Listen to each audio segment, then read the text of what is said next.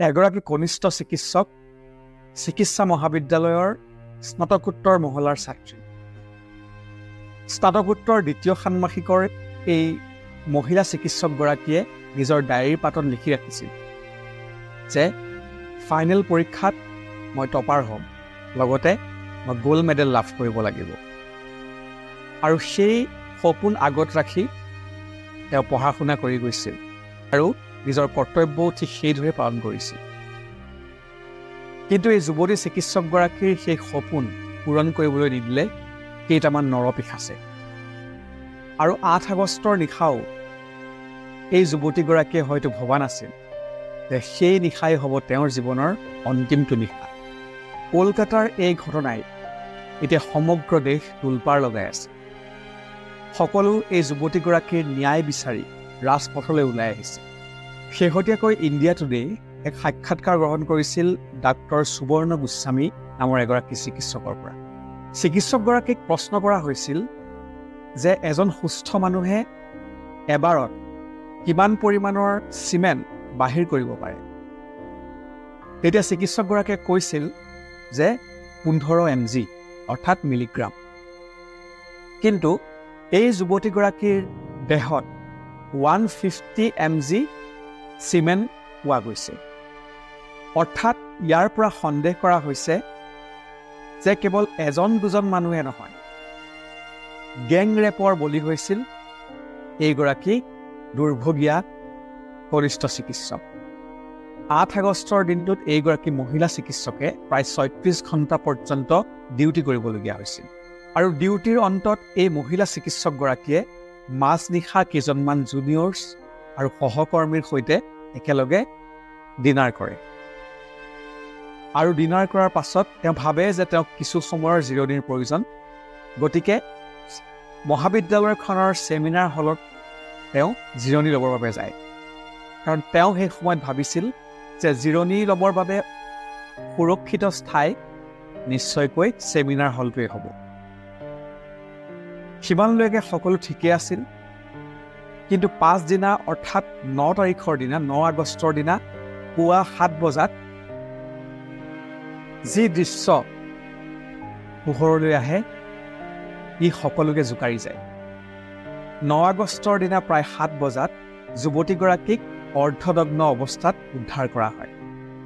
লগতে যুৱতীগৰাকীৰ নাক আৰু মুখৰ পৰা তেজ ওলাই আছে। শৰীৰৰ বিভিন্ন স্থানত গুৰুতৰ আঘাতৰ চিন। আৰু তাৰ পাছতেই তোলপাৰ লাগে সমগ্ৰ দেশ। মহাবিদ্যালয়খনৰ সহ অধীক্ষকে যুৱতী চিকিৎসকগৰাকীৰ পিতৃলৈ ফোন কৰে আৰু খবৰ দিয়ে যে যুৱতীগৰাকী ছুইচাইড কৰিছে। ঘৰখনতো নিশ্চয় সেই সময়ত কি পৰিৱেশে বিৰাজ কৰিছিল সেয়া নতুনকৈ কোৱাৰ প্ৰয়োজন নাই। কান্দোনত ভাগি পৰিছিল মাতৃ আৰু ততাতৈয়াকৈ দুয়ো মহাবিদ্যালয়খনৰ কেম্পাছলৈ আহে। কিন্তু প্ৰথম অৱস্থাত দুয়োকে ছেমিনাৰ হলত প্ৰৱেশ কৰিবলৈ দিয়া নাছিল। কাৰণ আৰক্ষীয়ে কৈছিল যে সেই সময়ত ছেমিনাৰ হলৰ ভিতৰত ফৰেনচিক টিমে পৰ্যবেক্ষণ কৰি আছে। কিন্তু পৰৱৰ্তী সময়ত পিতৃ মাতৃক তালৈ যাবলৈ দিয়া হয়। আৰু যেতিয়া যুৱতীগৰাকীৰ মৃত্যুৰ পষ্টমৰ্টেম ৰিপৰ্ট পোহৰলৈ আহে সকলো হতচকিত হৈ পৰে। প্ৰমাণ হৈ যায় যে যুৱতীগৰাকীক উপৰ্যুপৰি ধৰ্ষণ কৰি হত্যা কৰা হৈছিল। যুৱতীগৰাকীৰ দেহত বিভিন্ন স্থানত কামোৰাৰ চিন, গুৰুতৰ আঘাত, হাত ভৰি ভাঙি থোৱাৰ দৰে অৱস্থা। কিমান বেছি কষ্ট পালে এগৰাকী মানুহৰ চকুৰ পৰা তেজ ওলাই আহে, মুখে নাকে তেজ ওলাই আহে, এয়া নিশ্চয় আপোনালোকে জানে। আৰু এই যুৱতীগৰাকীও সেই তেনেধৰণৰ এক ঘটনাৰে বলি হৈছিল। যেন দেশত সেই নিৰ্ভয়া কাণ্ডৰ পুনৰাবৃত্তি ঘটে।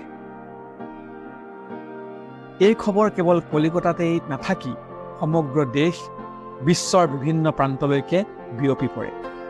লগে লগে যুৱতীগৰাকীৰ ন্যায় বিচাৰি, পৰিয়ালৰ ন্যায় বিচাৰি ৰাজপথলৈ ওলাই আহে চিকিৎসক, স্বাস্থ্যকৰ্মীৰ লগতে সৰ্বসাধাৰণ। এতিয়া সমগ্ৰ দেশত এই যুৱতীগৰাকীৰ কনিষ্ঠ চিকিৎসকগৰাকীৰ ন্যায়ৰ বাবে সকলোৱে যুঁজিছে, সকলোৱে ৰাজপথলৈ ওলাই আহিছে আৰু এটাই দাবী কৰিছে যে পৰিয়ালে ন্যায় পাওক আৰু যিকেইজন ধৰ্ষণকাৰী কামনাৰ বলি হৈছিল সেই ধৰ্ষণকাৰী কেইটাৰ উপযুক্ত শাস্তি হওক, যাতে আনে এনেধৰণৰ কাম কৰিবলৈ সাহস কৰিবই নোৱাৰে। এই দুৰ্ভগীয়া যুৱতীগৰাকীৰ দেহত 150 mg চিমেণ্ট পোৱা গৈছে আৰু যিয়ে গেং ৰেপ হৈছে বুলি সন্দেহ প্ৰকাশ কৰা হৈছে।